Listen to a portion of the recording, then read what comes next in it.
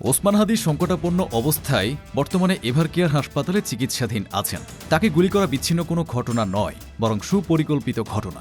শুধু হাদি না, এই কিলিং টার্গেটের নাম আছে আরও ৫০ থেকে ৬০ জনের। শীর্ষস্থানীয় নেতা এবং জুলাই উপর উদ্দেশ্যে হতে পারে এমন স্পর্শকাতর গুরুত্বপূর্ণ তথ্য সরকারকে আগেই জানানো হয়েছিল, কিন্তু কোনো ব্যবস্থা নেওয়া হয়। হাদির পরে এই টার্গেট কিলিংয়ের লিস্টে আছেন জাতীয় নাগরিক পার্টির দক্ষিণাঞ্চলের মুখ্য সংগঠক হাসনাত আবদুল্লাহ ও আমার বাংলাদেশ এবি পার্টির সাধারণ সম্পাদক ব্যারিস্টার আসাদুজ্জামান ফুয়াদ সহ আরও কয়েকজন জুলাই সংগঠকের নাম। সেপ্টেম্বরে যুক্তরাজ্য প্রবাসী জনৈক আইনজীবীর সূত্রে প্রাপ্ত এ সংক্রান্ত তথ্য যথাসময়ে সরকারের গোয়েন্দা সংস্থা সহ উচ্চ পর্যায়ের কাছেও পৌঁছে দেওয়া হয়। এমনকি খোদ ওসমান হাদি সহ ৩ জুলাই নিজেরাই বিষয়টি সরকারের দায়িত্বশীলদের নজরে আনেন। এছাড়া পৃথকভাবে যুক্তরাজ্য প্রবাসী ওই আইনজীবী নিজেও সংশ্লিষ্টদের সঙ্গে বিষয়টি নিয়ে কয়েক দফা আলাপ করেন। তবুও শেষ রক্ষা হয়নি হাদির। ওসমান হাদি তো এখন সঙ্গে পাঞ্জা লড়ছেন। বাকিটা কি নিরাপদে আছেন? তাদের নিরাপত্তার জন্য কি ব্যবস্থা করা হয়েছে?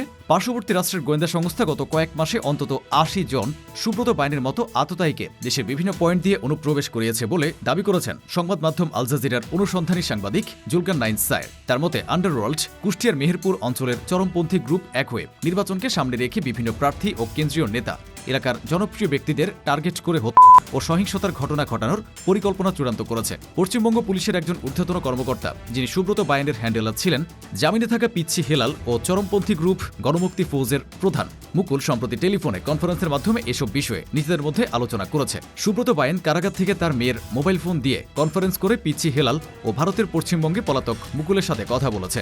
পরবর্তীতে সুব্রত বাইনের মেয়ে সিনথিয়া বিতু নেপালে পলাতক বিডিআর মামলার পলাতক আসামি লেদার লিটন, পিচ্ছি হেলাল, মুকুল, বাড্ডার বড় সাইদ ও দীপুর সাথে কথা বলিয়ে দেয়। নির্বাচন বানচাল এবং দেশকে চরম অস্থিতিশীল করতে বিশেষ গোষ্ঠী সর্বোচ্চ চেষ্টা করে যাচ্ছে। তারই ফল তফসিল ঘোষণার পরদিনই হলেন ওসমান হাদি। আর এসবই পূর্ব পরিকল্পিত ছিল। জানা যায় শীর্ষ সুব্রত বাইনের বিশেষ পাসপোর্টের, যা কেবল বাংলাদেশ ও ভারতে যাতায়াতের জন্য ইস্যু করা হয় ২০০১ সালের ২ আগস্ট, যখন দেশে অষ্টম জাতীয় সংসদ নির্বাচনের আয়োজন করছিল তৎকালীন তত্ত্বাবধায়ক সরকার।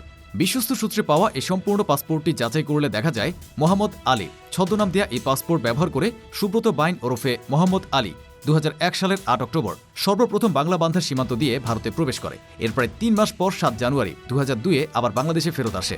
এভাবে তার ভারত বাংলাদেশের যাতায়াত চলতেই থাকে। পাসপোর্টের সকল ইমিগ্রেশন সিল ও ভিসা যাচাই করে পাওয়া গেছে ১৩ জুন ২০০৪ পর্যন্ত সর্বমোট ৯ বার মোহাম্মদ আলী নামের বিশেষ পাসপোর্টটি ব্যবহার করে ভারতীয় ভিসা সংগ্রহ করে সুব্রত বাইন এক্সিট এন্ট্রি করেন ৩২ বার। সূত্রটি জানিয়েছে, এ সময়ের ভেতরে বাংলাদেশের অভ্যন্তরে বেশ কয়েকটি টার্গেট কিলিং সংঘটিত করে সুব্রত। প্রতিবার এক একটি করে ভারতে পাড়ি জমাতো এই খনি। ভারতীয় গোয়েন্দা সংস্থা র এবং দেশটির সেনা গোয়েন্দা এমআইয়ের সাথে সম্পর্কিত সুব্রত বাইনকে বাংলাদেশের অভ্যন্তরে অবস্থান করা ভারতের প্রতি এমন সব ব্যক্তিদের মিশন দেওয়া হয়েছিল।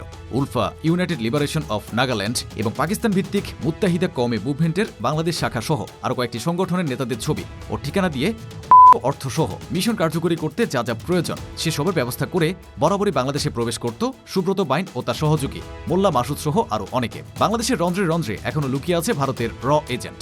দেশকে অকার্যকর রাষ্ট্রে পরিণত করতে একটি বড় পরিকল্পনা করা হয়েছে এবং পরিকল্পনার বড় অংশ জুড়ে শীর্ষস্থানীয় নেতা এবং জুলাইদের উপর উদ্দেশ্যে করার একটি লম্বা লিস্ট করা হয়েছে। হাদির পরে টার্গেট কিলিংয়ের এই লিস্টে আছেন জাতীয় নাগরিক পার্টির দক্ষিণাঞ্চলের মুখ্য সংগঠক হাসনাত আবদুল্লাহ ও আমার বাংলাদেশ এবি পার্টির সাধারণ সম্পাদক ব্যারিস্টার আসাদুজ্জামান ফুয়াদ সহ আরও কয়েকজন জুলাই সংগঠকের নাম।